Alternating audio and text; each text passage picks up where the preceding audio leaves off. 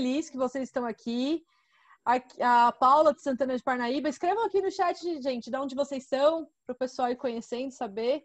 Tá vindo gente do Brasil todo, muito legal o movimento. Rio de Janeiro, Belo Horizonte, Minas. Escrevam aqui pra gente, para as meninas verem.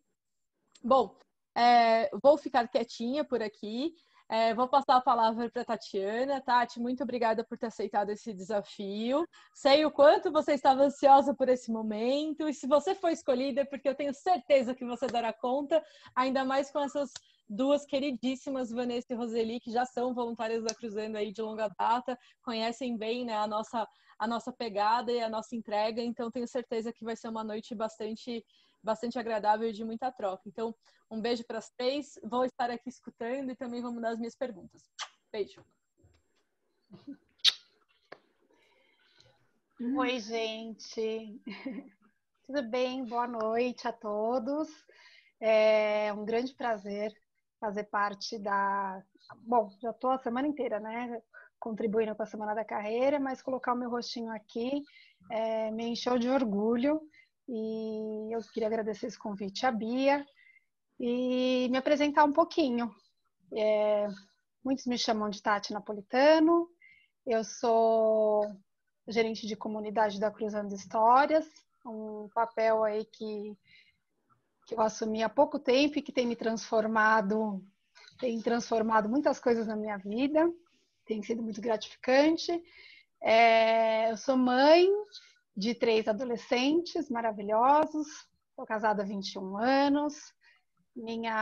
Tenho como formação e experiência de carreira, eu trabalhei na área de pedagogia e de neuropsicopedagogia, com atendimento clínico, e fiz uma transição recentemente para a área de recursos humanos e estou vivendo imersa aí a todos esses conhecimentos e conteúdos.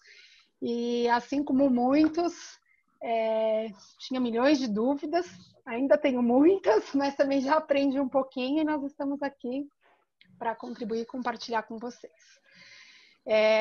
Para isso, eu tenho 2 pessoas maravilhosas aí que vão participar desse painel, que é a Roseli e a Vanessa. Sejam muito bem-vindas. Estou muito feliz de dividir esse painel com vocês e vou deixar elas se apresentarem um pouquinho.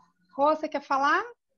Falo sim. Gente, boa noite. Obrigada pelo tempo, né, de estar aqui com a gente nesse momento de pandemia. Ainda bem que existe essa ferramenta para a gente continuar próximo. Bom, eu sou Roseli Faria, sou psicóloga de formação, sou coaching pela Newfield Networking do Chile, fiz uma formação lá, principalmente porque acho que muito alinhado com o que a Bia contou aqui, né? É uma formação ontológica, desde você entender o ser de uma forma integrada, né? E bem diferente do coaching americanizado, onde você usa 1000 ferramentas, enfim, a parte do que a pessoa sente, do que o momento que a pessoa está vivendo. Eu fiz essa formação em 2017. Eu já atuo no RH há 30 anos. E travou. Voltei? Voltou.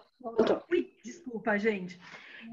Então, há 30 anos eu atuo no RH, eu já fiz implantação de startups, já fiz muitas fusões de empresas na minha vida, já trabalhei em empresas do ramo alimentício, bebidas, publicidade, contact center, tecnologia, enfim, preparando empresas para serem vendidas. Atualmente eu sou head de RH, né, de pessoas na Benassi, é uma empresa do varejo, acho que a maior empresa de distribuição de produtos de FLV, né, frutas, verduras e legumes. Então, assim, vou contar para vocês que a gente não parou nem um dia desde o primeiro dia, porque 80% do nosso quadro é o pessoal que está no piso, né, ou em loja, distribuindo o alimento para a população. E eu acho que o nosso trabalho foi extremamente importante nessa época de pandemia. E que mais? e faço também coaching para pessoas jurídicas, pessoa física, e estou super feliz de estar aqui participando dessa semana de carreira com a Bia. Já estou na Cruzando, acho que basicamente desde o início do sonho, né? Eu fui nesse sonho com a Bia. Não sou extremamente atuante, mas estou sempre acompanhando e participando de alguns momentos da Cruzando. Acho que é isso. Van, está com você. Boa noite, pessoal. Muito obrigada, Bia, pelo convite, Tati, por todo o apoio. É um desafio, né, estar aqui e dividir essa roda de conversa com a Rose, porque ela tem experiência quase o que eu tenho de idade. Então, bastante... É muita responsabilidade para mim. Ô, Van, para. Eu sou não entrega a Roseli, Vanessa. 5.2 no motor de 30 anos de experiência, agora ela acabou com a minha apresentação, né? Ela falou que a energia dela é juventude total, né? Ela acabou comigo agora, né? Ela tá como se tivesse saído da faculdade agora, assim, com a energia. Brincadeiras à parte, eu sou casada, eu sou mãe da Mel, que é uma show de 4 patas, minha filhinha tem 4 patas. Eu acho que a minha marca registrada é meu sorriso, então vocês vão encontrar ele sempre comigo.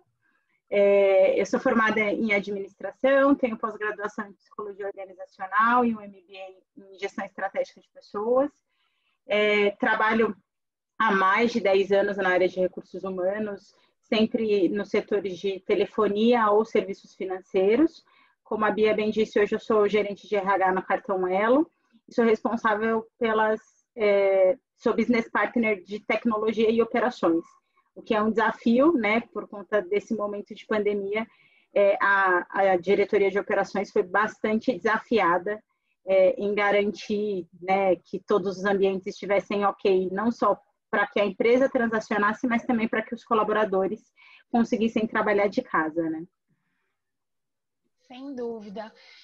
Bom, meninas, vamos começar a falar um pouquinho do que a gente tem sentido, né, com essa pandemia. Muitas coisas precisaram se adaptar.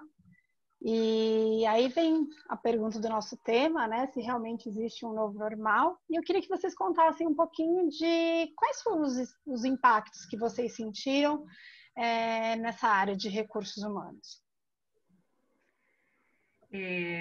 Posso, Vanessa? Vamos lá. Então, vamos começar, então, gente.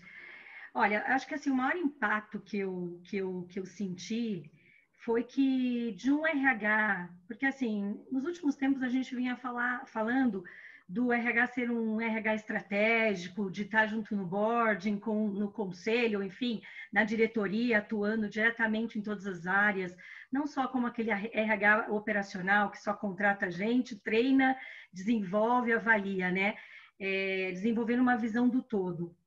E eu acredito que os RHs que evoluíram para o estratégico tiveram uma nova evolução com o impacto da pandemia. A gente descobriu que a gente precisa humanizar agora o RH. A gente já vinha conversando, a gente conversou já tarde sobre isso, né? Eu, Vanessa e Tati. E humanizar o RH vem desde um lugar de ter acolhimento, de ter escuta, porque a gente está vivendo uma miscelânea de emoções dos nossos colaboradores, mesmo os que estão em casa ou os que estão atuando, né? Então, desde o acompanhamento da própria pessoa ou de um familiar que, por exemplo, ou é grupo de risco, ou foi afetado, foi impactado pela doença, né? Foi contaminado pela doença.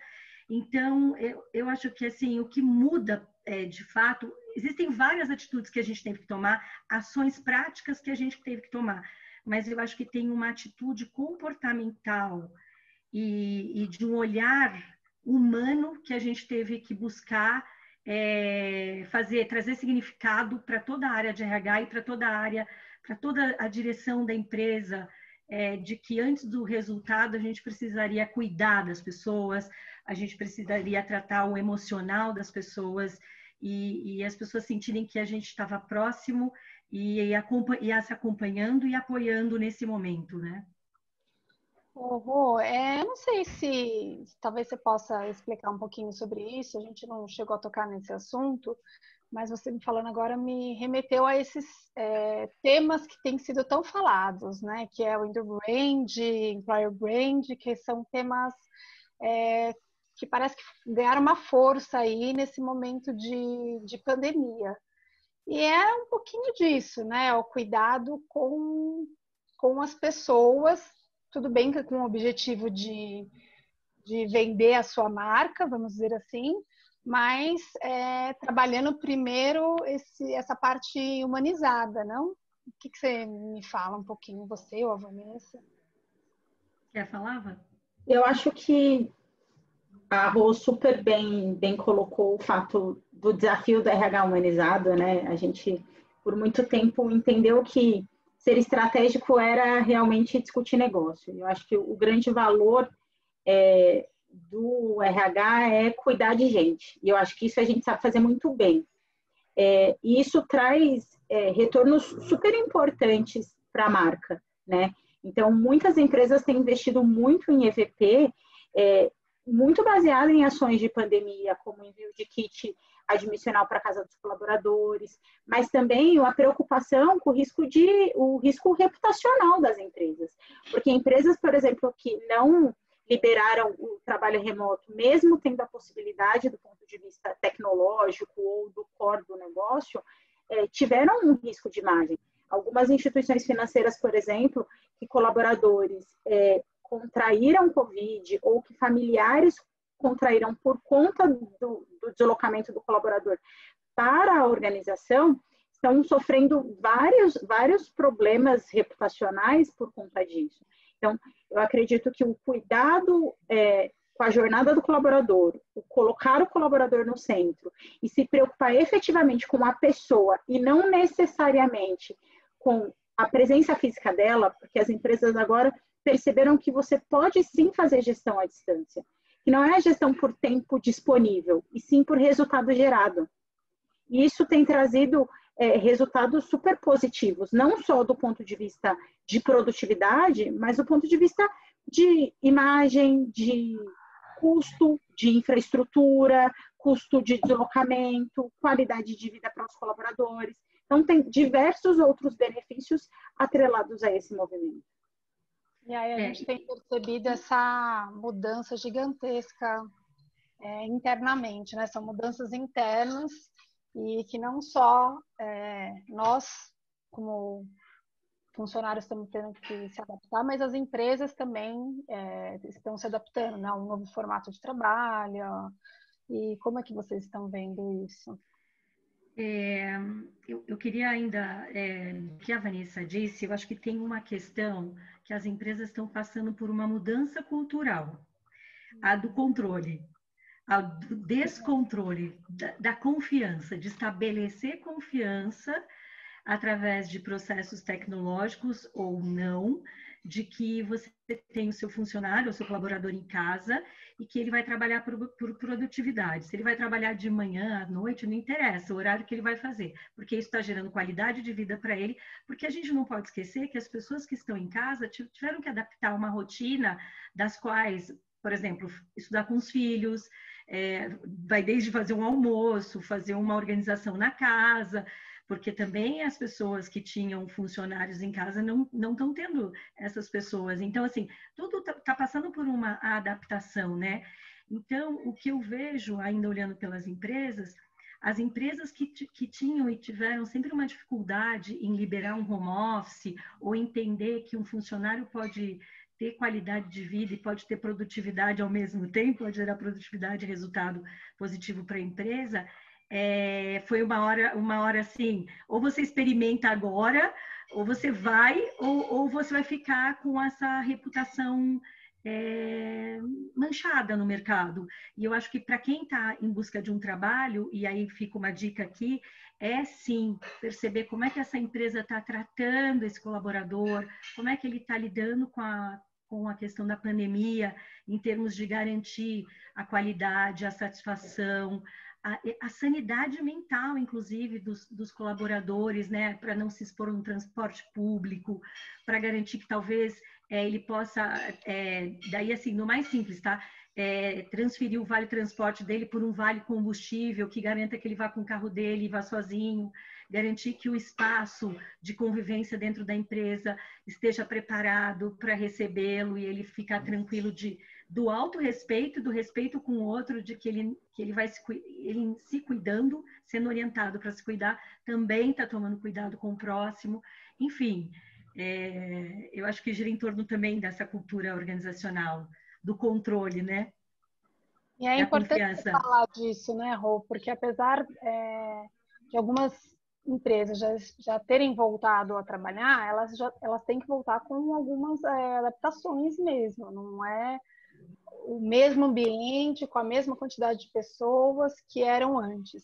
Eu tenho visto, inclusive, muitas vagas que já vem lá escrito, totalmente remoto, né? Ou parcialmente.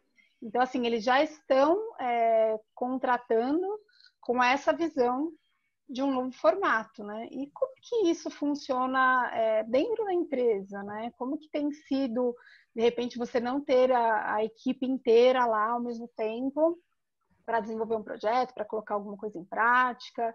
Essas reuniões têm acontecido metade online? Não? Como é que as pessoas têm se organizado para isso? Eu acho que o grande desafio é quando tem um colaborador novo, né? Eu acho que o onboarding, tanto presencial quanto online, é desafiador. Mas eu acho que quando você tem a oportunidade de viver aquela cultura, de observar os símbolos daquela empresa, de observar as pessoas, de tomar um café na copa, no espaço de convivência, de olhar a recepcionista, de sentir a vibe daquele ambiente, te traz muito sobre o que aquela empresa representa, te traz muito do propósito de ser. E num contexto 100% online, é bastante desafiador. Então, nós, quanto RH, estamos nos desafiando muito em fazer coisas diferentes para acelerar a curva de aprendizagem do colaborador nesse momento, né? Então, além da capacitação, dos boas-vindas, etc., a gente tem se desafiado a fazer coisas do tipo, olha, eu vou mapear toda a sua rede de influência, toda a sua rede de contatos aqui dentro da empresa. Então, de repente, você é uma pessoa de finanças. Uma pessoa de finanças precisa ter contato com quais áreas? Quais são as principais conexões?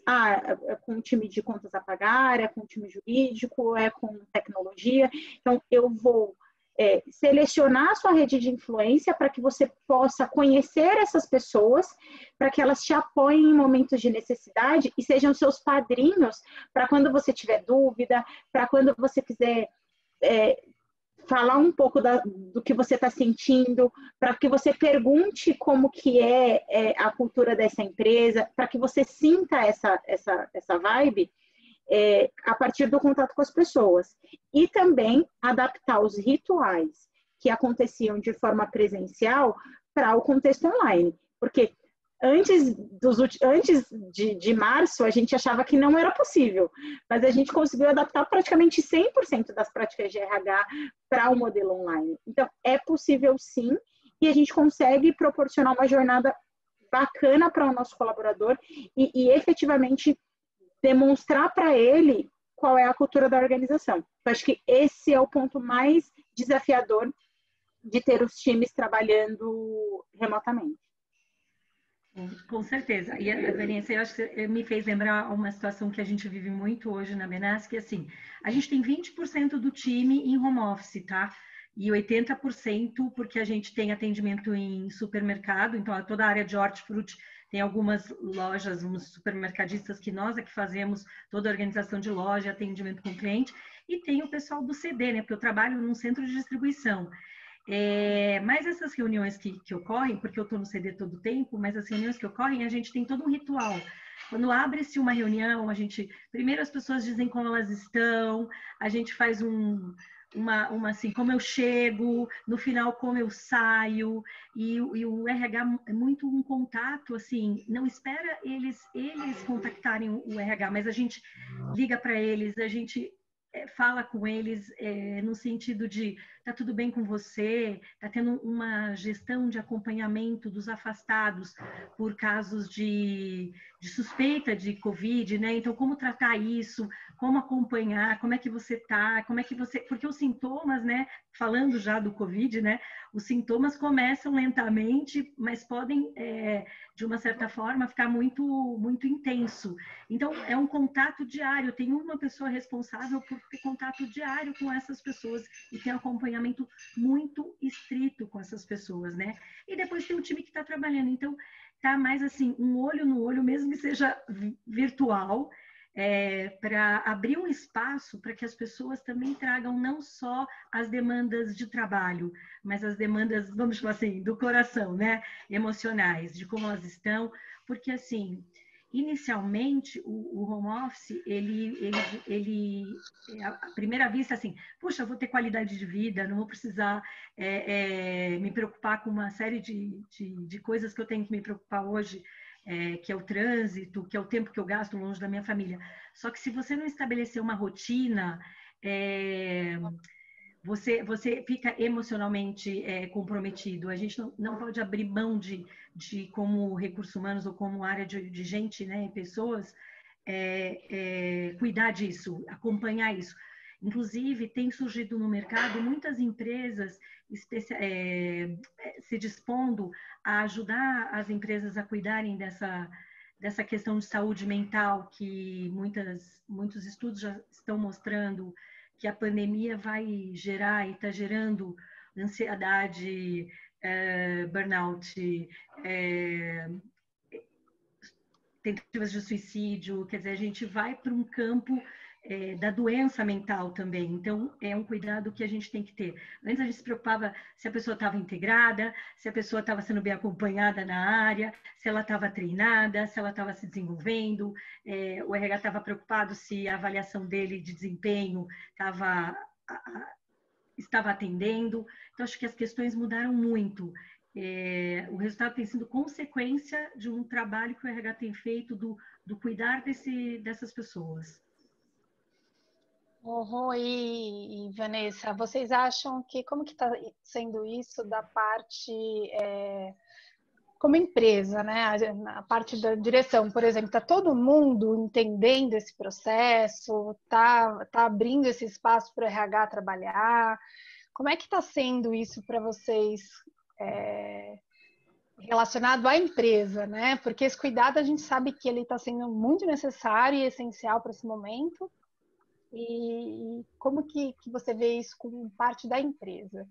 Está todo mundo entendendo que esse momento tem que acontecer assim? Eles também estão abrindo esse espaço para vocês, né? Como vocês também são funcionários e estão ali tendo o outro lado também, né? Também estão tendo que ser atendida e assistida por alguém. E como é que vocês estão vendo e estão se sentindo? Eu posso dizer pela experiência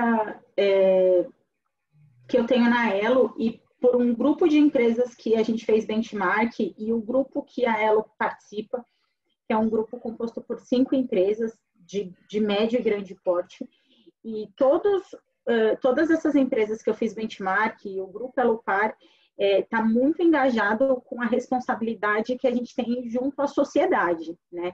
Além do ganho financeiro, além do core da empresa, é muito uma responsabilidade com as pessoas. Então, o boarding está 100% envolvido nessas questões.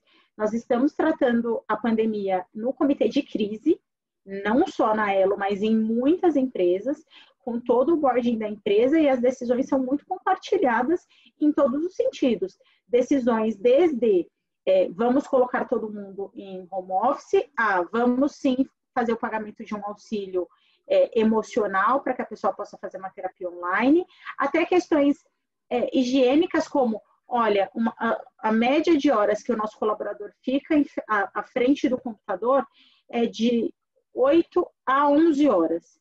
Então, vamos enviar para a casa dos colaboradores que tiverem interesse uma cadeira? Porque as cadeiras estão no escritório, lá desocupadas. Então, por que não pegar essas cadeiras que estão no escritório e enviar para a casa das pessoas? Então, eu digo que o RH, que é estratégico e que colocou as pessoas no centro, com certeza, nesse momento, ganhou um espaço importante junto ao board das organizações. Porque hoje, eu acredito que, se não a maioria das organizações, boa parte delas identificam que as ações de RH que nós estamos fazendo para garantir condições de trabalho adequadas, para garantir que o time se sinta emocionalmente seguro para trabalhar e que as pessoas tenham qualidade de vida mesmo trabalhando em casa, porque é efetivamente o que você disse.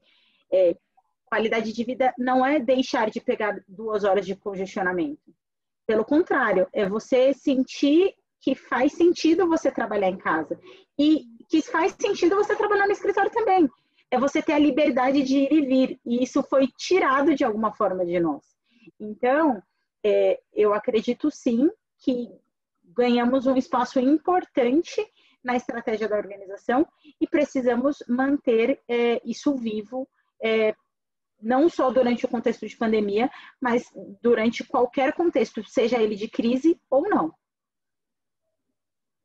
Sim. Quer falar? Sim, não, o que está acontecendo, eu acho que, no geral, com as empresas é muito similar. A gente instalou um comitê de crise, onde a diretoria participava quase que diariamente. No início eram decisões diárias, né, Vanessa? Inclusive com as governamentais, né? Da instalação da máscara, das MPs. Então, assim, a gente teve que reunir um time grande do jurídico para nos acompanhar e nos apoiar. Então, assim, acho que a gente ganhou uma expressividade, o RH ganhou uma expressividade muito maior do que ele imaginou ter numa empresa. Porque, além da parte estratégica, como a Vanessa disse, a questão de olhar para as pessoas, sensibilizar pela vulnerabilidade que todos estamos, porque, assim, não é o João estar vulnerável, todos estamos, né? A comunidade toda está vulnerável. Então, não existe mais o diferente, existe aquilo que é comum a todos nós, que é essa questão da liberdade, de ir e vir. Então, a gente teve que preparar todo esse caminho de ir e vir e garantir que todo mundo estivesse tranquilo, emocionalmente preparado para enfrentar tudo isso e ainda assim continuar dando resultado, trabalhando e entendendo o significado desse momento e desse apoio. E eu acho que mais, segurança. É isso que a gente está proporcionando. O papel do RH é proporcionar segurança, desde a direção até o chão, o piso, no meu caso, né? Até o piso, de que existe sim um cuidado, que existem ações que estão sendo tomadas a todo instante para garantir o bem-estar de todos, do entorno, seja dos terceiros que frequentam o nosso negócio, sejam, enfim, dos stakeholders, de todos que estão no entorno. A gente teve que cuidar para que todo mundo se sentisse seguro em garantir que o alimento chegasse na mesa de todas as pessoas, né? No caso da Benassi. Acho que é isso que eu queria complementar. O que eu tenho concluído é que isso tem sido um ganho gigantesco para todos, né? Porque com essa coisa de pandemia a gente fica falando de tudo que a gente perdeu, né? De todas as coisas que a gente não pode fazer. E eu acredito que tenha sido um ganho, porque eu vivenciei em uma empresa onde se vendia muito o que não se fazia, né? E isso gera além dos problemas com valores que são enormes, né? Isso começa a te gerar um estresse, um cansaço mental muito grande. Então, bem que dizer que as empresas estão tendo que pôr em prática aquilo que elas realmente não têm opção, né? Porque o mundo está vendo. Tá todo mundo aí nas suas casas, nesses contatos, e não tem mais como esconder. E assim como tem empresas que têm feito essa entrega maravilhosamente, empresas se tornando cada vez mais humanizadas, a gente também vê funcionários assim que não estão aguentando mais, porque trabalham fora do seu horário, né, normal, não tem horário para acabar, não tem horário para começar, é cobrado o tempo inteiro, a ligação o tempo inteiro, se aparece criança, reclamam, se tem barulho do cachorro, reclamam, querem fazer reunião, né, naquele formato, em silêncio. Quer dizer, que é uma coisa inviável a partir do momento que você está dentro de casa. E também tem o lado do funcionário, que eu acho que é importante as pessoas saberem, que é estarem prontos a administrar bem o seu tempo, né, e que a gente estava falando sobre isso hoje.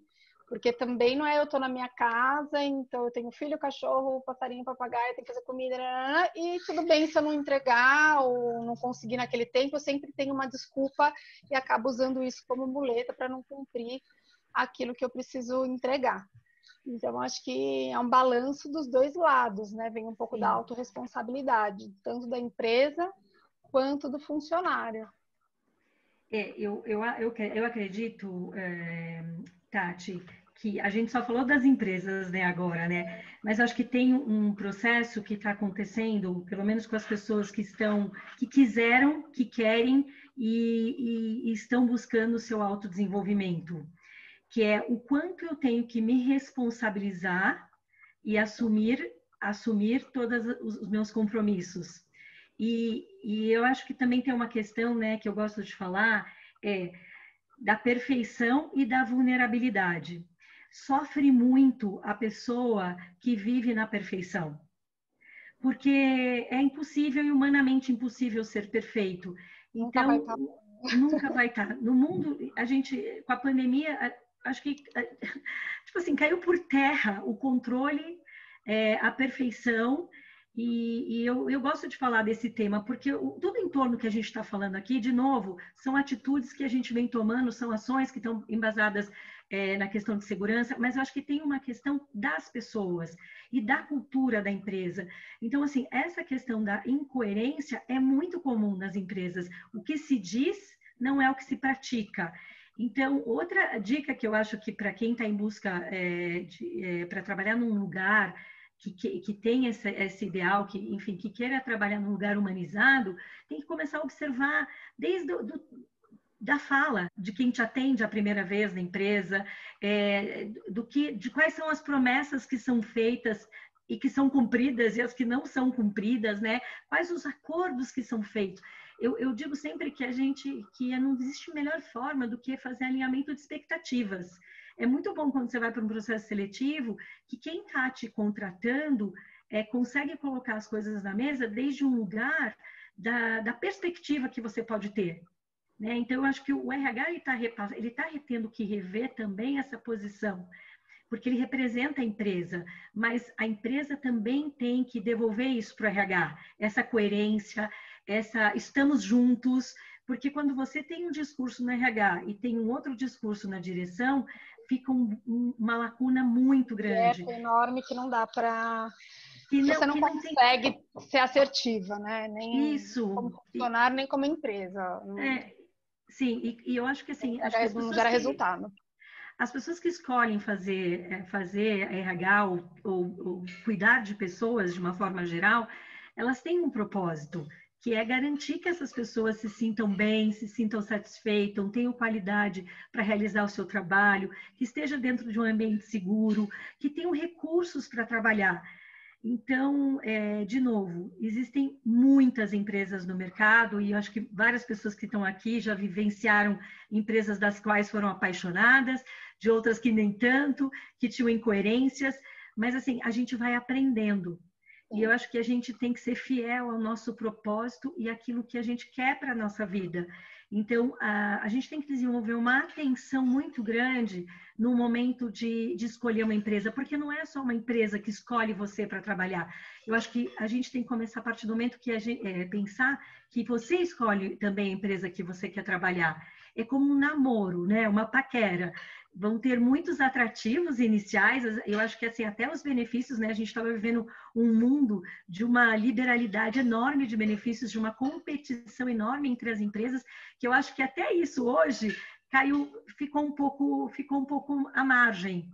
Né? Então, hoje as pessoas estão realmente interessadas não só nos benefícios, mas de como ela vai ser tratada, de como ela vai ser vista como ser humano. Não sei se a Vanessa também tem essa percepção.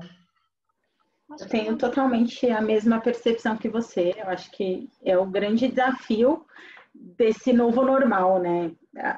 A capacidade de equilibrar os dois contextos e tudo dentro da sua própria casa, né? Eu me lembro que no início a gente tinha vergonha, né? De quando você estava numa reunião e o telefone tocava, a criança chorava, o cachorro latia, você pedia desculpa, porque era uma coisa muito nova para a gente. Mas hoje a empresa entrou dentro da sua casa. Então, como que você consegue se adaptar a isso? E isso vai continuar acontecendo. Então, como equilibrar esse contexto? Recentemente, eu assisti uma palestra de uma consultoria super bacana chamada Filhos no Currículo. E nessa palestra, a gente conversou muito sobre não ser super-homens e super-mulheres, né? Porque a gente se cobra muito em ser o melhor profissional possível, o melhor pai, a melhor mãe, e o quanto isso é desafiador. Então, dentro do contexto da empresa estar dentro da sua casa, é uma coisa muito parecida. E eu acho que as competências e habilidades que mais a gente vai olhar, né, e já está olhando, é a capacidade de se reinventar e flexibilidade. Porque a gente tem duas opções, né? A gente tem a opção de chorar ou de vender lenço. E dentro desse novo contexto, o quanto de oportunidades foram criadas, quantas novas empresas foram criadas, quantos novos mercados surgiram. Então, a nossa capacidade de se reinventar e olhar as oportunidades, e olhar as coisas que nós sempre fizemos de uma forma, e reinventar isso, e ressignificar, é super importante, não só na cadeira de recursos humanos, mas em todas as cadeiras dentro da organização, né? Exato. E aí a gente fala, vou pegar um gancho aí, né, para quem está procurando recolocação, que é a questão do currículo ou do contato, né? Quando a gente fala de flexibilidade, adaptabilidade, você não consegue demonstrar isso com um currículo ali, um papel ou online que seja, com os seus certificados e vários cursos que você fez, né? A melhor forma, eu acredito, de mostrar isso é você conseguindo se apresentar. Então, a gente sempre dá uma dica de que vai mandar o seu currículo, seja por e-mail ou qualquer outra ferramenta, coloca ali uma cartinha de apresentação, fala um pouquinho do que você já fez ou do que você se sente pronto para fazer, que às vezes a pessoa fala, mas eu não tenho experiência, tal. Mas e aí? Qual é o desafio que você está pronto a assumir? Por que você se acha capacitado para esse desafio, certo? Qual a habilidade que você tem? Ou se você já fez alguma coisa, com o que você já trabalhou, qual é o seu resultado, quais são as coisas que você gosta, né? Por que você quer estar naquela empresa, enfim. Eu acho que tudo isso faz aí uma conexão maior com a empresa, né? O que você pode, o que você tem de diferente de outras pessoas. E é uma forma de se apresentar e não ser mais um currículo ali ou um curso, que antigamente eu acho que a gente passou por um período que isso era, não que não tenha valor, claro, conhecimento é sempre muito valorizado e bem-vindo, a gente gosta, mas tinha um período que só o que você tinha de nome no currículo era o suficiente, né? Eu tenho um curso X, não sei aonde, e isso virou um tudo, né? E a pessoa que não tinha não se sentia nem pronta para, de repente, se candidatar àquela vaga. Já se sentia, não, nossa, não tem esse curso, ou o nome ou onde eu fiz é um lugar que não é muito conhecido, enfim. Eu acho que isso também mudou. Com todo esse formato mais humanizado, o que as empresas querem é saber quem você é. Né? Você fez um curso, mas o que você sabe desse curso? Né? O que você aprendeu e o que você pode colocar em prática daquilo que você aprendeu? Eu acho que esse contexto ele está sendo muito favorável, porque tira um pouquinho as pessoas de uma certa acomodação e faz com que elas vão atrás de desenvolvimento de verdade, né? Não é só um curso lá no meu papel, mas é o que eu sei fazer com o que eu aprendi. O que vocês acham, meninas? Tati, vamos lá. Eu acho que, assim, antes de tudo isso, né, eu acho que é saber quem eu sou, porque todo o resto é externo. O curso que eu fiz, sei lá, o MBA, o curso que eu fiz, é exatamente isso, são informações. Só como é que você transforma essas informações em conhecimento e prática? Como fazer uso delas? E aí o fazer uso é a partir das suas características, daquilo que é o teu propósito de vida, daquilo que é o valor máximo para a tua vida, porque tudo que você faz, das informações que você ganhou durante a vida, de fato, como você vai fazer, ela está totalmente embasada nos seus valores. Então, assim, eu acho que a primeira coisa qual é a minha história? Que acho que tem tudo a ver com a Cruzando, né? Qual que é o valor da minha história? E de novo, gente, todo mundo tem o seu valor, mas antes de que o outro reconheça qual é o meu valor, eu preciso saber qual é o valor que eu tenho. Porque se eu não... É muito comum, todo mundo diz isso, né? Mas é exatamente isso. Se eu não valorizo a minha história, ou se eu não sei contar a minha história, eu não sei me vender, eu não sei dar valor àquilo que eu sou, o outro não vai dar um valor menor ainda, né? Bom, então, primeira coisa, saber contar a sua história. Faz a sua biografia, escreve a sua história e aperfeiçoa ela. Desde o dia que você nasceu, é super importante se conectar com a sua origem, de onde você veio, como você tem construído a sua vida, todas as dificuldades que você teve, todas as benécias que você teve, tudo isso forjou você na vida. Então, assim, a gente não pode esquecer a nossa origem, de onde a gente veio e todo o esforço que a gente fez para chegar onde a gente está. É aí que está a grande história, é aí que faz o olho das pessoas brilharem, é quando você fala com emoção sobre a sua vida. Eu acho que uma segunda coisa importante que eu considero para quem está em busca de um trabalho ou está ativo no mercado, mesmo trabalhando, enfim, né, tá procurando uma outra empresa para se recolocar, é assim, todos nós temos uma rede de apoio. Só que a gente não pode lembrar dessa rede de apoio só quando a gente está precisando. Em alguns momentos a gente apoia, em outros momentos a gente é apoiado. Então, a vida tem mão dupla, sim. E a vida é feita disso. Você um dia oferta, outro dia você é pedido. Então, é algo que a gente nunca pode deixar de cultivar. Então, nas empresas onde a gente passa, fazer bons relacionamentos, construir relacionamentos sólidos.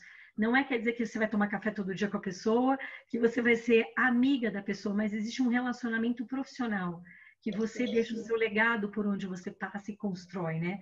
Eu acho que são 2 dicas que eu não abro mão na minha vida, de manter os meus relacionamentos. Mesmo que eu esteja na correria, eu sempre arranjo um jeitinho, ou para passar um recado, ou para mandar uma mensagem, oi, como você tá? Claro, não dá para fazer com 100 pessoas, mas eu vou eleger pelo menos umas 5, 10 pessoas que me acompanham pela vida inteira e sempre estão me apoiando, sabe? É como uma rede mesmo de apoio.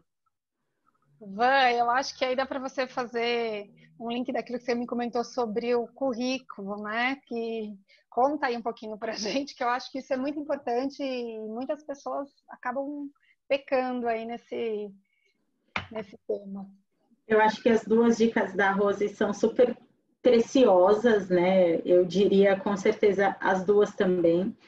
Eu acho que falar sobre a sua história é super importante, saber contar a sua história, ter conexão com o seu propósito, né? Porque a Rose super bem disse, a empresa te escolhe, mas você também precisa escolher a empresa, né? Então, quando você tem propósito, está conectado com o seu propósito, você sente aquele brilho no olho e veste efetivamente a camisa. Mas se eu pudesse dar algumas dicas, eu diria, a primeira, existe um currículo para cada vaga, não tenha um currículo padrão e envie esse currículo padrão para todas as vagas. Leia a descrição da vaga, avalia se você tem perfil para aquela posição, faz as adaptações necessárias no seu perfil para se candidatar para aquela vaga. Sempre tenha esse cuidado, porque o recrutador, quando ele olha, a primeira impressão é o primeiro minuto que ele olha o currículo. É uma leitura dinâmica. O recrutador não lê todas as linhas do seu currículo, ele passa o olho e fala, palavras-chave, tem, não tem, esse vai, esse é sim, esse é não. Então, adaptem o currículo para cada posição. Uma outra dica sempre procurem rede de contato naquela empresa. Então, eu tenho interesse em trabalhar naquela organização. Eu conheço alguém que trabalha naquela empresa, ou eu conheço alguém que conhece alguém que trabalha naquela empresa. Por quê? Você pode investigar sobre a cultura da empresa, você pode investigar sobre a posição, sobre a urgência da posição, se é uma posição de substituição, se não é, se é uma licença maternidade. Você consegue identificar qual é o contexto daquele momento, daquela posição, se preparar também para esse momento e também pedir ajuda. Então, olha, você pode me indicar, ou você pode pedir para o seu amigo me indicar. Então, é um momento também de pedir ajuda, que é diferente de, por exemplo, buscar uma conexão no LinkedIn com uma pessoa que você não conhece. E mesmo que você faça isso, faça uma conexão com um texto, se apresentando, dizendo qual é o motivo daquela conexão, porque normalmente pessoas de RH recebem muitos convites. Então, demonstre para aquele profissional qual que é o objetivo da conexão. E mesmo que não seja para uma posição, que seja um network, que seja uma troca, que seja o oferecimento de algum serviço, que seja esclarecer dúvidas. Então, se apresentem quando vocês forem conectar com alguém no LinkedIn. E eu acho que uma última dica é: entrem em grupos de posições, de vagas abertas. Então, grupos de WhatsApp super funcionam, grupos no Facebook, no próprio LinkedIn, porque os recrutadores, eles postam muitas vagas nesses grupos. E tem grupos muito específicos. Grupos para vagas de RH, grupos para vagas de atuação em área comercial, em tecnologia. Então, isso pode alavancar bastante a sua recolocação, porque é o recrutador que está pedindo ajuda nesse grupo. Então, você pode acionar diretamente esse recrutador, você pode enviar o currículo diretamente para essa pessoa, que traz muito mais retorno do que fazer uma candidatura pelo LinkedIn. E caso vocês abordem esse recrutador, seja pelo WhatsApp ou por e-mail, também tomem um cuidado de fazer uma apresentação, de contar a sua história nesse e-mail. Não envie um currículo, às vezes, sem assunto, sem texto, sem a vaga. Então, sempre na candidatura, coloca o nome da posição que você está se candidatando, coloca o seu nome e se apresente. Conta um pouquinho de você nesse e-mail. Porque dependendo do que está escrito no e-mail, o recrutador abre o arquivo ou não abre o arquivo. Então, pensem que é o momento de vocês encantarem esse recrutador. É a primeira impressão. Então, aproveitem para gerar uma boa primeira impressão. Acho que já como base é aquela pergunta, né? Se você tiver uma única chance na vida de falar com aquela pessoa, conquistar aquela vaga, o que você faria, né? Com certeza você entregaria o seu melhor. E qual é o seu melhor? É simplesmente colocar o currículo lá e é isso? Ou simplesmente fazer um pedido de conexão sem sentido e tudo bem? Não. Então, eu acho que vocês levantaram pontos, assim, essenciais, que é o ponto do autoconhecimento, que eu acho fantástico. Vou falar como experiência recente, eu passei por isso, porque é muito engraçado, né? A gente tem certeza de quem a gente é, mas quando alguém pergunta, mas quem você é? Gente, dá não sei mais, perdi, não sei mais o que eu sou. Dá um nervoso, porque aí você começa a levantar várias questões e também com essa situação de você ser quem você é. Você é a professora da escola X, você é a neuropsicopedagoga da turma tal. Gente, eu não sou isso, porque a partir do momento que eu resolvi fazer a transição de carreira, eu passei a ser ninguém. Quem eu sou, então? Se eu deixei de ser aquilo, qual é o meu nome agora, né? E eu acho que essas foram questões que mexeram muito comigo, e aí, graças a Deus, presente de vida, aí eu tive a cruzando na minha vida, e todos os profissionais maravilhosos que foram me ensinando esse passo a passo e orientando, que eu acho que as pessoas que estão em busca de uma recolocação ou pessoas que estão passando por uma transição precisam ter isso como ponto de partida. Então, quem você é, né, busque ajuda, faça exercícios de autoconhecimento, desenvolva isso, porque se você não souber dizer quem você é, quem mais vai conseguir dizer por você? Ninguém. A rede de apoio, excepcional, eu tenho reconstruído a minha rede de apoio dentro de coisas que porque a gente vai mudando, vai evoluindo, e não que aquelas pessoas não sejam evoluídas, mas ficaram num outro contexto, numa outra parte da vida, e podem somar talvez de uma outra forma, mas não para o meu objetivo hoje, ou para as relações que eu quero que estejam perto de mim hoje. Então isso foi uma coisa também que eu aprendi. Essa questão do currículo foi sensacional, porque eu tinha um currículo para X. Quando eu falei que eu queria trabalhar nessa parte de recursos humanos, e alguém me perguntou, mas qual é a área dos recursos humanos? Eu falei, eu amo gente, eu quero trabalhar com gente, mas qual é a área? Eu falei, como assim qual é a área? Recursos humanos? Não, tem 1, 2, 3, 10, 100 áreas. Eu falei, gente, mas o que é isso? E aí eu comecei a viver essa imersão e essa busca, entender o que fazia cada área, cada profissional dentro dos recursos humanos, 1 milhão de nomes, foi muito engraçado. E isso fez eu viver essa experiência do currículo, porque... E aí eu vou colocar aí 2 coisas que eu acho que é legal as pessoas que estão aqui pensarem. Primeiro, o que você fez durante a sua vida, ainda que você esteja em transição de carreira, nunca é perdido. Você não está começando do zero, eu acho que isso foi uma coisa que eu aprendi, né? Não é pego tudo, joga fora e vou começar a vida nova. Não, não vai, porque aí eu chego na minha idade, que claro que eu não vou dizer qual é, e falo, gente, e agora? Eu vou começar do zero agora? Então eu tô perdida, não vai dar tempo, né? E não posso.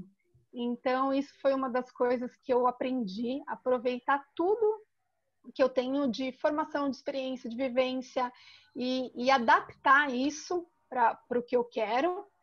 E também olhar, assim, eu quero estar naquela função, eu quero ocupar aquele cargo, eu quero começar naquela área, e quais são as habilidades e competências que eu preciso e conhecimentos que eu preciso para estar ali, né? Porque não é criar um currículo que não existe, não é isso, mas é se preparar para ocupar em algum momento aquilo ali. Então, eu preciso ter o curso X, eu preciso desenvolver a habilidade Y, eu sou uma pessoa, não sei, tímida, eu sou uma pessoa que não tem uma escrita muito boa, eu preciso trabalhar minha oralidade e tal. Então, eu vou em busca de coisas que me desafiem, me façam desenvolver essas habilidades para estar ali. Então, eu acho que todas essas dicas que foram colocadas aqui, elas são muito básicas para qualquer situação, né? Seja de recolocação, de transição, enfim. E aí eu pergunto para vocês, e como que os processos seletivos têm acontecido? Então, eu sou lá, Tatiana, mandei o currículo para vocês, falei um pouquinho de mim. E aí, como é que vocês estão vivenciando esse momento hoje? Eu acho que o momento é desafiador, né? Porque as pessoas têm uma insegurança de mudar de emprego, né? Por conta do momento econômico do nosso país, por conta também da pandemia. Acho que os índices de desemprego estavam começando a melhorar e a pandemia acabou, né, dificultando muito em muitos mercados. E toda a jornada do recrutador é uma jornada muito difícil também, né? Porque a gente recebe, eu diria que 80% dos currículos não são aderentes às posições. Então, você anuncia uma vaga de analista de tecnologia, vem perfis diversos, vem porteiro, vem recepcionista, vem enfermeiro, vem um negócio assim, é inexplicável. E aí quando eu digo, existe um currículo para cada vaga, não tem problema ser um porteiro se candidatando para uma vaga de analista júnior de tecnologia, mas esse currículo precisa contar esta história. E aí, quando a gente recebe 80% de perfis não aderentes, a jornada da avaliação ela é muito custosa. Mas tem algumas ferramentas que nos ajudam, né? Então, muitas empresas trabalham com LinkedIn, com páginas de carreira, Trabalhe Conosco, e outras ferramentas de filtragem. Então, a gente coloca palavras-chave para conseguir essa leitura, essa busca constante de competências e habilidades necessárias para aquela posição. E o processo seletivo ele tem acontecido de forma geral e por toda a jornada de forma online. Então, tem diversas ferramentas gratuitas e pagas. A gente tem feito todo o processo online e dicas que eu dou para esse processo, né? Para uma entrevista, se prepare para essa entrevista como se você fosse para uma empresa. Então, escolha a roupa adequada. Se for mulher, use maquiagem. Se for homem, esteja apresentável. Esteja num ambiente iluminado, sem ruídos, porque isso interfere na qualidade da sua conversa, no nível de concentração que você tem na conversa com o entrevistador. Então, se prepara para esse momento da entrevista online, porque para a gente, quanto candidato, também é desafiador, né? Você está dentro da sua casa, você senta na frente do computador, você acha que só vai ver daqui para cima, tá tudo bem, o recrutador não vai ver o resto, mas tem muito contexto externo atrapalhando essa conversa. Então, se preparem para esse momento. A gente, quanto RH, tem se preparado muito, não só para fazer a entrevista online, mas também para recolhimento de documentação. Tem uma MP que não está nos obrigando a fazer exame admissional, justamente para preservar o deslocamento das pessoas, e também fazer toda a parte admissional, de entrega de documentos, também de forma online, e o onboarding também 100% online. Então, eu acho que é uma adaptação dos dois lados.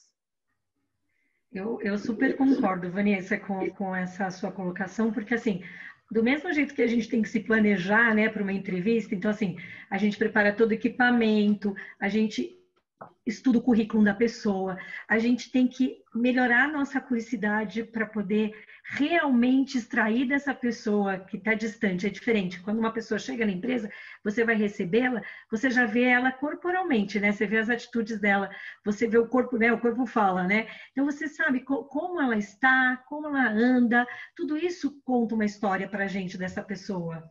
Mas aqui, por exemplo, o que vocês estão vendo? Vocês estão vendo a gente aqui do pescoço para cima, né? Então, isso faz uma grande diferença, porque a pessoa que trabalha no recrutamento e seleção, que tem uma certa expertise, que tem uma certa experiência, ela toma tudo isso como base para fazer a avaliação ou entender se aquele candidato se encaixa naquela área. Hoje, de novo, a pessoa não se encaixa em área nenhuma, porque em home office ela vai ter que se encaixar na casa dela, dentro de uma área virtual, da qual você vai tentar criar proximidade com as áreas de interface, como a Vanessa disse, dos padrinhos, né? Mas quando você tem o presencial, por exemplo, eu vou dar exemplo do que eu faço, né? Quando eu estou conversando com a pessoa, eu já estou tentando enxergar a pessoa no departamento. Como é que ela se daria com o João, com a Maria, com o José naquele departamento, conforme ela fala, conforme ela se posiciona. Então, tudo isso são elementos, todas essas informações são elementos dos quais a gente utiliza para uma tomada de decisão. Eu sempre digo que a vida do recrutador, fora o trabalho que ele tem dessa jornada que é intensa, que a Vanessa falou, né? E tem um custo para a empresa alto também, esse tempo que a gente gasta, né? Que a gente investe para fazer a contratação, até a contratação, do recrutamento até a contratação. Tem uma questão aí que é saber que você está impactando na vida de uma pessoa, ou às vezes nem só de uma pessoa, mas de uma família inteira, se você contratá-la ou se você não contratá-la. Tem uma questão do próprio propósito da área, né? De cuidar de pessoas, de olhar o humano. Às vezes a pessoa está numa situação assim de extrema carência financeira e você gostaria muito de ajudá-la, mas você não consegue dar essa oportunidade para ela porque ela não tem preparo para atuar naquela área. E você não sabe se muitas vezes você não tem tempo para treinar aquilo que é o básico para que ela possa ingressar naquela função. Então, assim, a gente vive muito entre a cruz e a espada numa decisão de contratação, principalmente em áreas mais especializadas, em que existem conhecimentos que a gente não consegue abrir mão para a pessoa ter sucesso, ou enfim, para ela poder caminhar bem naquela área. E aí tem até uma pergunta que eu estou olhando aqui no chat, que fala, e como, ok, depois da contratação, bom, tem duas perguntas aí que eu acho que estão vinculadas. Uma delas é, o RH está preparado para receber pessoas em transição de carreira? Então, qual a avaliação que você faz quando você recebe alguém, provavelmente com uma idade e uma idade avançada, uma experiência diferente daquela que ela está se propondo? E o que você avalia para saber se ela está apta a assumir aquela função ou estar naquela área? O que vocês avaliam?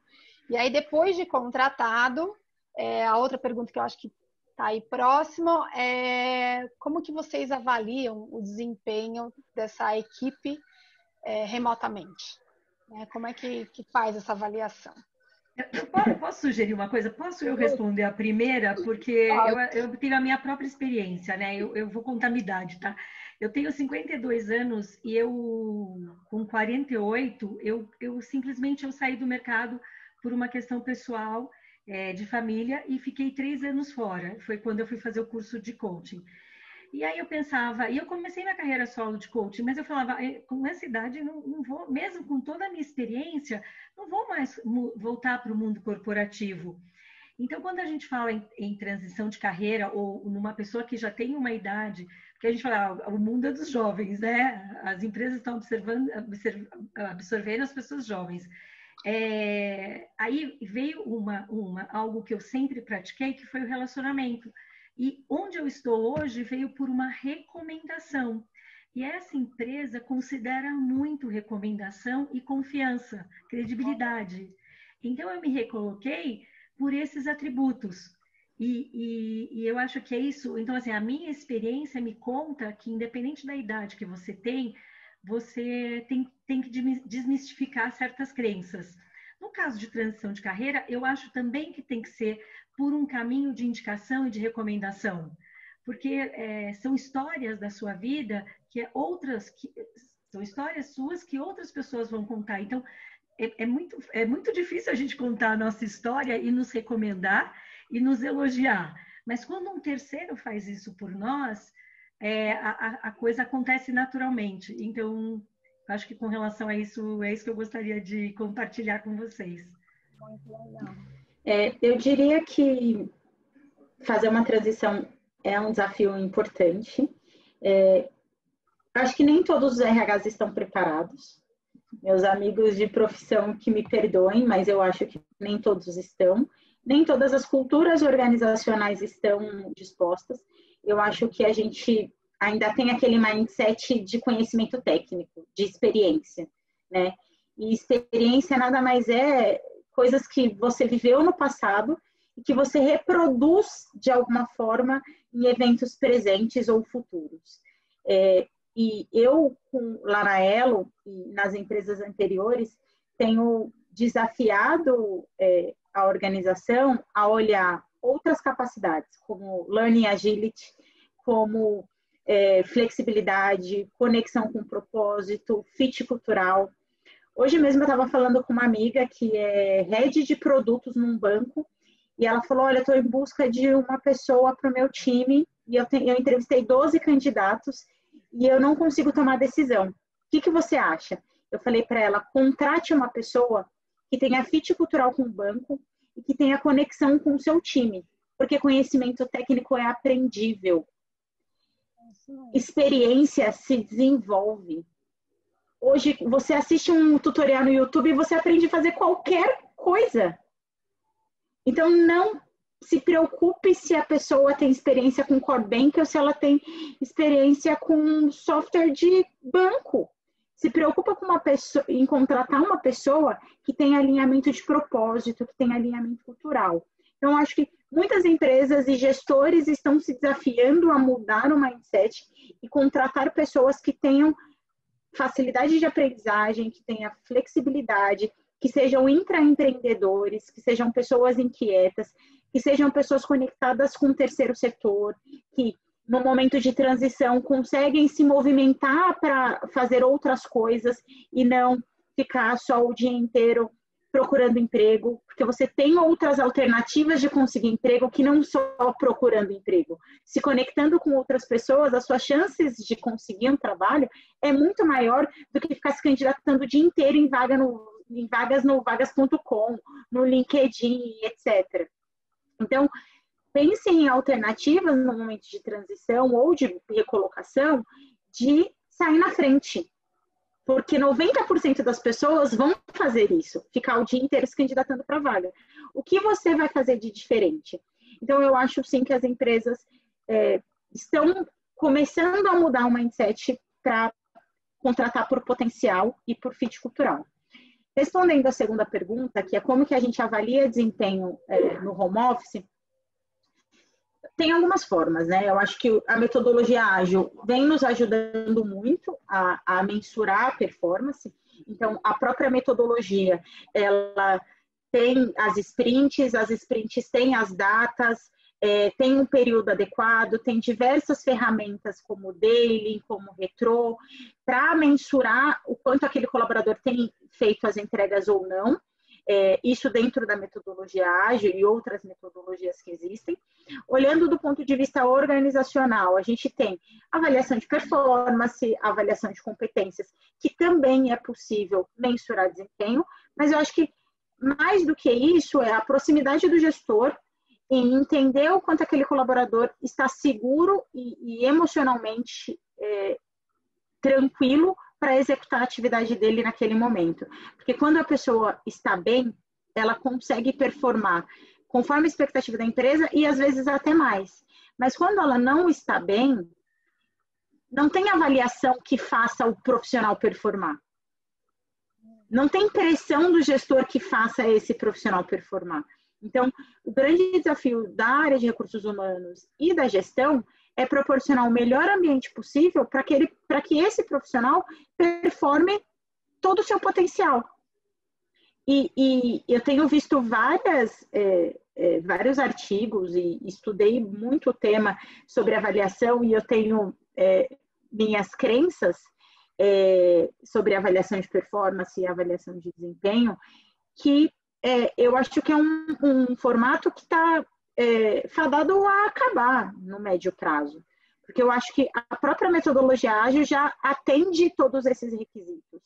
E a avaliação de desempenho, a avaliação de performance, o Nine Box, ela promove uma competição organizacional, uma comparação entre os colaboradores que não é saudável. Então, hoje a gente vive o mundo VUCA, o contexto do E. A gente não tem mais o é isso ou aquilo. Pelo contrário, é isso e aquilo e mais aquilo. Então, a colaboração é um fator muito importante nesse contexto. Então, a gente tem trabalhado com OKRs, que são formas das pessoas conseguirem compartilhar aquela meta de forma que cada um tenha uma contribuição e no final você consegue mensurar a contribuição de cada uma dessas pessoas. E quando a gente fala em desempenho, eu faço uma avaliação temporal e comparativa de você com você mesmo, e não de você em relação ao seu par. Porque o seu par teve outras oportunidades, ele teve outras experiências, ele tem outra história. Então, comparar você com o seu par não faz sentido nenhum.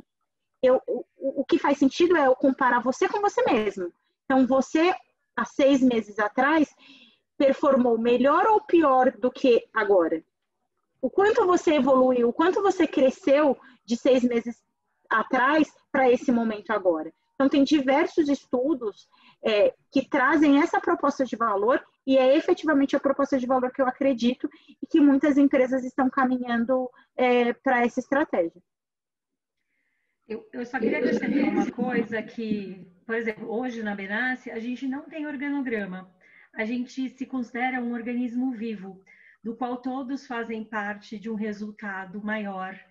A gente fala assim, tudo por um bem maior, né? A gente já vive isso, que é uma cultura da empresa, que é uma cultura familiar, né? Existe uma grande questão, às vezes, quando chega alguém de fora, mas a questão das metas, dos planos, do planejamento, a gente tem, mas isso é de uma forma tão natural, e quando a gente fala no novo normal, até tinha comentado, eu acho que a vida está vindo mais para o natural do que para o antinatural, do mundo mais de um mundo colaborativo do que um mundo de concorrência ou de competitividade, que todos esses processos de avaliação, de metas, geram dentro de uma empresa. Eu tenho que ser melhor que o meu vizinho que está na minha direita, na minha esquerda. Então, assim, o novo normal traz uma forma nova de dirigir a empresa, do qual todos fazem parte de um objetivo comum. Mas é fácil? Não. Ainda acho que é bastante utópico, principalmente nas empresas de segmento financeiro, né? E tecnologia. É um grande desafio, eu acho, que para esses segmentos. A gente trabalha com frutas, verduras e legumes, onde o nosso propósito é nutrir vidas. Então, ele está muito alinhado com a Mãe Terra, né? Com a questão de ser mesmo esse organismo vivo. Então, e a gente vive muito isso.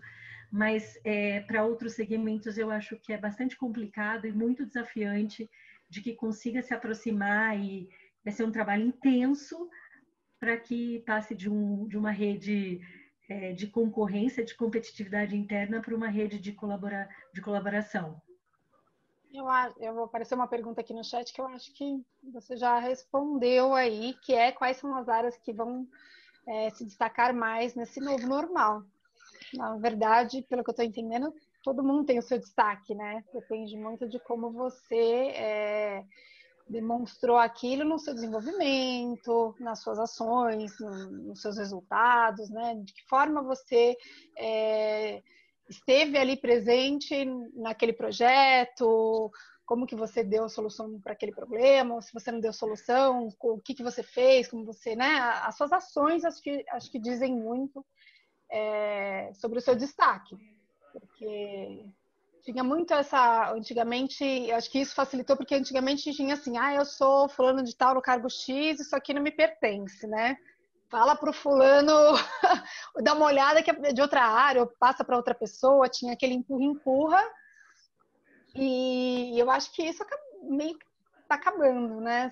Não sei se eu tô errada, mas se todo mundo participa de tudo, ainda que você tenha uma função e uma responsabilidade, você não vai jogar para o outro porque aquilo não pertence. É tudo de todo mundo e em busca do mesmo sentido, do mesmo propósito, né?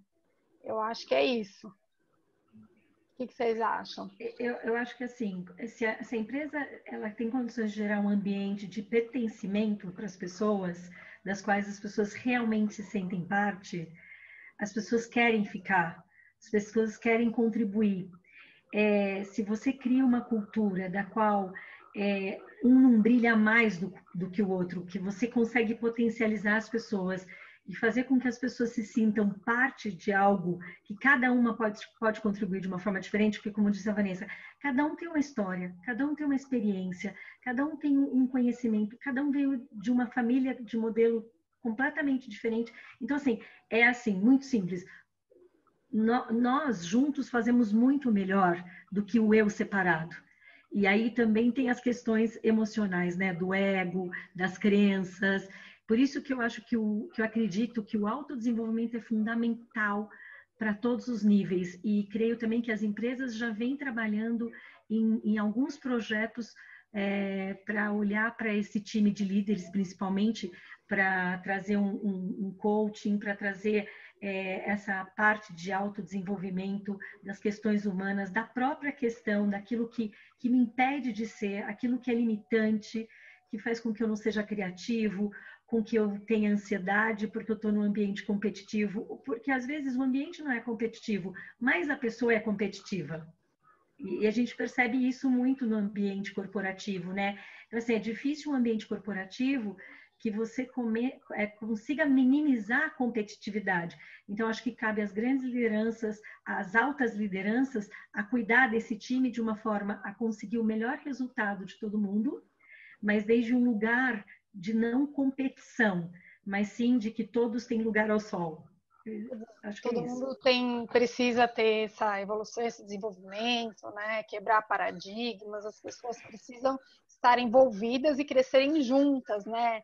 É ser um time de verdade, né? Porque esse negócio de ser time, mas cada um por si, no final é que nem futebol, né? Se cada jogador fizer a sua jogada individualmente, o time não ganha.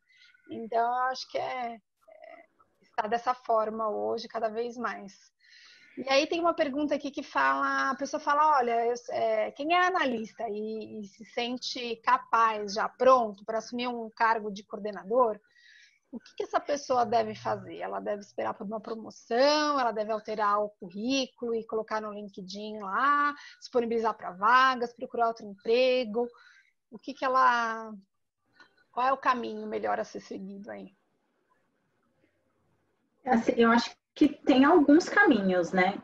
Eu acho que o primeiro, fazer um trabalho efetivamente de autorreflexão e de busca de feedback é importante.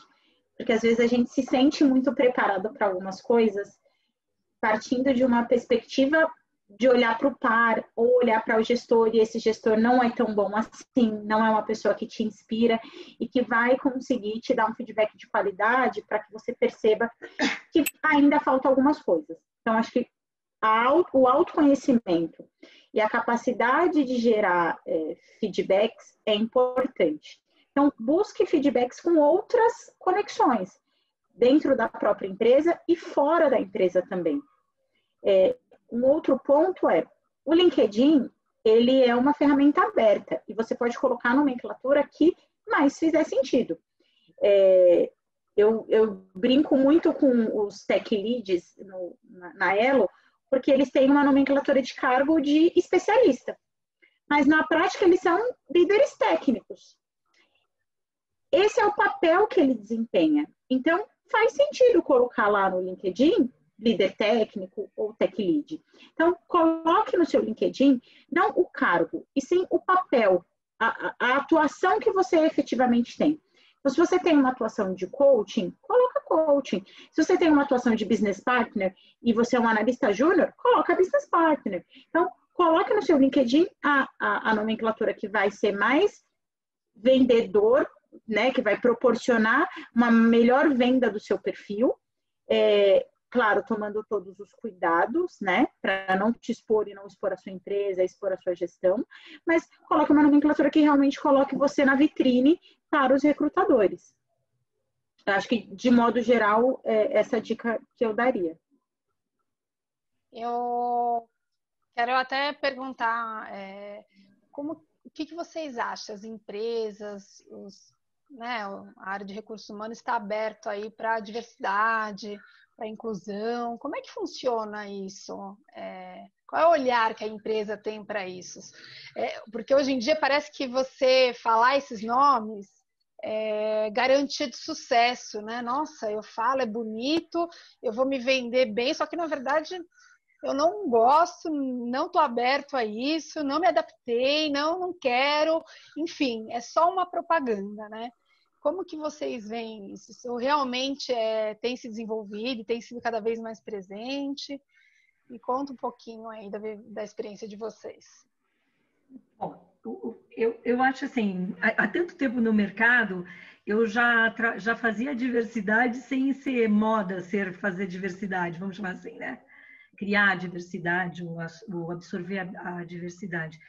Eu, sinceramente, acho que tem muito a ver com a cultura da empresa. Tem a ver com a cultura da empresa, tem a ver muito com o papel do RH também para fazer orientações, abrir conversas com os times sobre como incluir vamos falar da inclusão de um PCD, né? de uma pessoa que traz alguma dificuldade ou que é o diferente, vamos chamar assim, que é o diferente. Então, eu considero o grande papel do RH também abrir essas conversas, porque não existe outra forma de fazer se não abrir conversas, se não fazer com que as pessoas se sintam integradas, não só quem chega, porque a integração não é só de quem chega, mas é de quem está e recebe também. E preparar essas pessoas para receber essas pessoas, né? Então, quando a gente fala em diversidade, parece que é só pegar assim e incluir a pessoa. Incluir lá. É uma inclusão dos dois lados. Então, é novo para todo mundo. Então, eu acho que o RH, de novo, tem um papel junto às lideranças, aos times, para abrir essas conversas e tomar todos os cuidados no sentido assim, para garantir que todo mundo se acomode novamente, sabe? Porque toda vez que chega uma pessoa nova, seja por diversidade ou não, ela vai ocupar um espaço do qual ela vai incomodar alguns ou os outros, porque sabe mais, porque se coloca diferente, porque a gente também no RH não busca homogeneidade, a gente busca a heterogeneidade. A gente nunca coloca duas pessoas que são iguaizinhas, porque duas pessoas iguais, elas não vão acrescentar muita coisa. É legal quando tem a discussão, quando tem a diferença, quando traz novos olhares, são visões diferentes. Então, assim, quando a gente fala de diversidade, a gente pode dizer que todos nós estamos inclusos nessa diversidade, pela forma como olhamos o mundo, o seu óculos não é igual ao meu, e é isso que faz, eu acho que a grande diferença e a riqueza de trabalhar com pessoas. Esse é meu olhar. Então, não é incluir o diferente. Diferentes todos somos. E aí eu vou pegar, só para complementar, que o que você falou aí para mim foi perfeito, né? Sensacional, que é o fato de você incluir, não é incluir quem está chegando, mas também quem está recebendo, né? Porque parece que você contratou, as pessoas ficam preocupadas, né? Para ser contratada, mas depois que eu fui contratada por uma habilidade que aí no decorrer do processo eu já fui contratada, não preciso mais colocá-la em prática, né? E na verdade não é isso, porque existe aí uma validação dessa sua habilidade, dessa competência para o processo sempre. E aí as pessoas têm que estar preparadas para receber e também para ser recebida, né? Para ser recebida e também para receber, nesse caso. Eu achei isso aí fantástico, muito bom. Você quer falar alguma coisa sobre isso? Eu acho que a Rose super bem colocou. Eu acho que cada vez mais, como um fator crítico de sucesso para o negócio, a diversidade é importante. Não só de gênero, de idade, mas diversidade de formações, de ideias. Eu sempre trabalhei no mercado financeiro e é um mercado de grande maioria masculina, né? Então, é um desafio importante para a gente inserir mulheres. Eu atendo tecnologia. Antes, 90% do time de tecnologia eram homens, agora 85%. Então, eu tenho um desafio pessoal de, em todos os processos seletivos, ter pelo menos uma mulher. E diversidade não é você colocar uma mulher no processo seletivo. É você considerar que essa mulher, esse negro, essa pessoa que tem mais idade que a média dos outros candidatos, ela teve uma condição e uma trajetória diferente dos demais. Então, é respeitar essa individualidade, porque a diversidade não é colocar duas pessoas uma ao lado da outra, é sim colocar essa pessoa que está num patamar abaixo no mesmo patamar dos demais. Então, quanto organização e quanto RH, a gente tem se desafiado todos os dias, e é um desafio diário porque o automático vai para o mais fácil. Mas a gente se cobra como time de, olha, você não está indo pelo caminho correto. Vamos revisitar isso aqui? Então, a gente tem conseguido resultados importantes com inclusão de LGBT, de negros, de mulheres, porque é o nosso propósito quanto organização e quanto ser humano. A gente precisa fornecer as mesmas condições para as pessoas. E aí nós estamos chegando aí ao finalzinho e aí eu queria só a Rosa já respondeu um pouquinho sobre existe um novo normal, né? Ela se colocou aí que para ela é o natural, né, Rose? E Vanessa, se você quiser também concluir, trazer a conclusão desse tema, né? E acho que o que a gente pode também fazer é deixar algumas, eu não sei se vocês têm algumas indicações, algumas sugestões que vocês querem dar, fiquem à vontade. Eu acho que existe sim um novo normal, e é um normal que veio para ficar, e eu acho que é um normal mais humano. Eu acho que tudo que a gente viveu e está vivendo tem nos colocado numa condição de autoconhecimento importante, de colaboração, de solidariedade.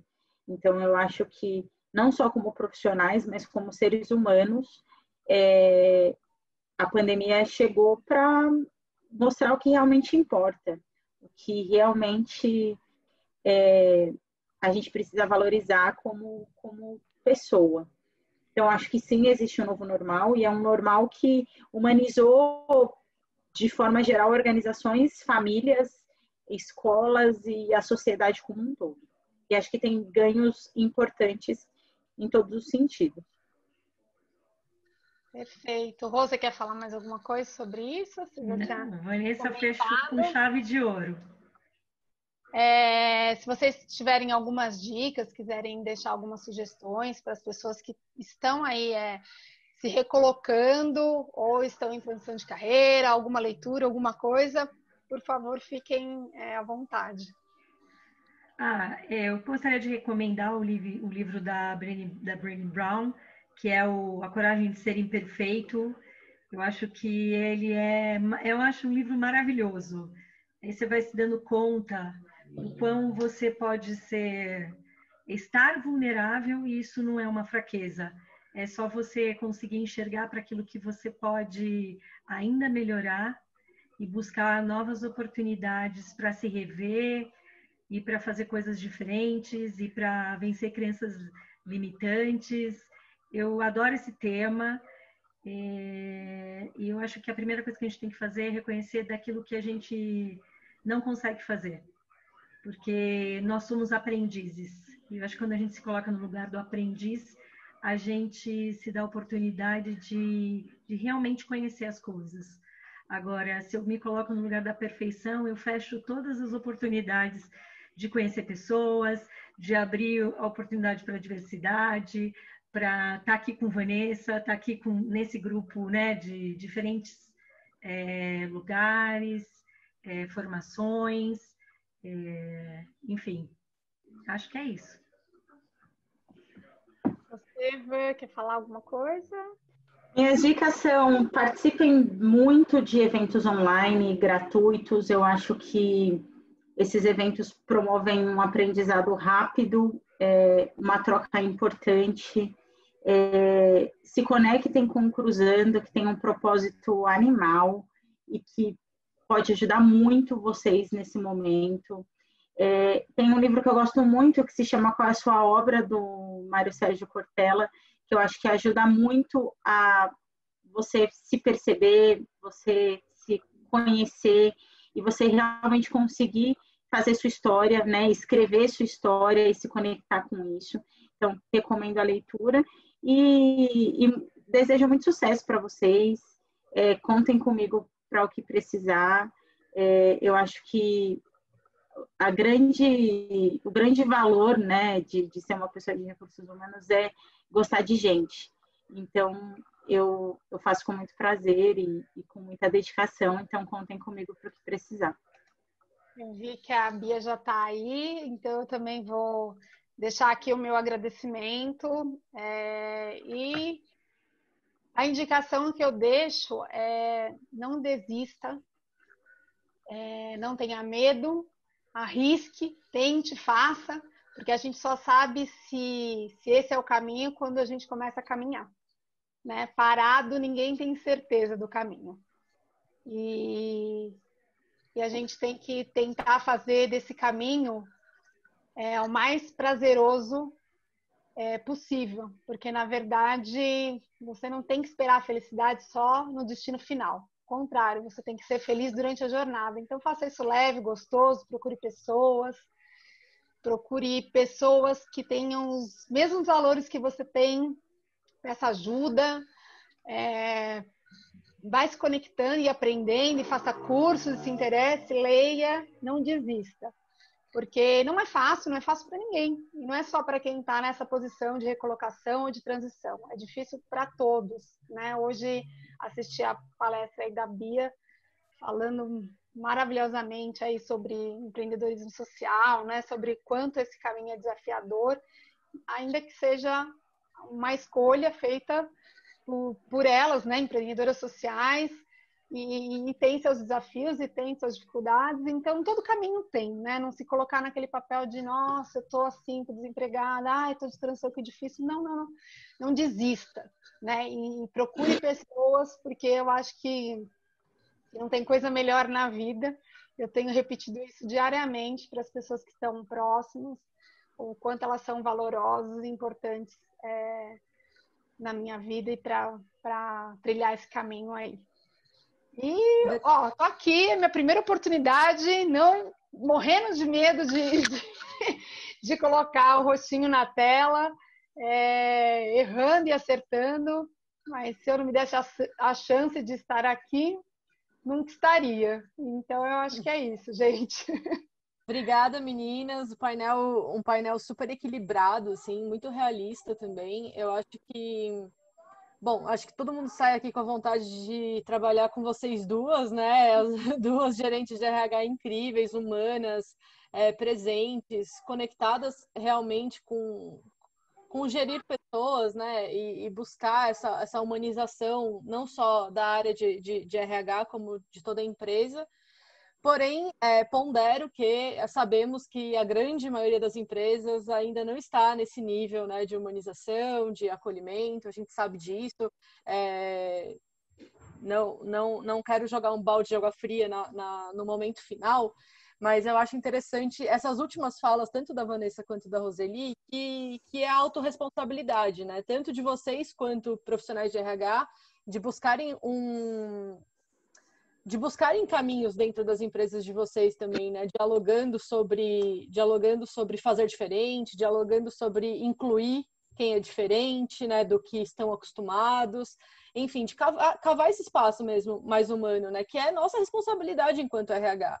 E muitos RHs se esquecem disso, né? Simplesmente aceitam o que vem de cima e está pouco disposto à mudança, porque acredito eu, né, que toda e qualquer mudança é necessária energia, né? É necessário força, é necessário bater de frente.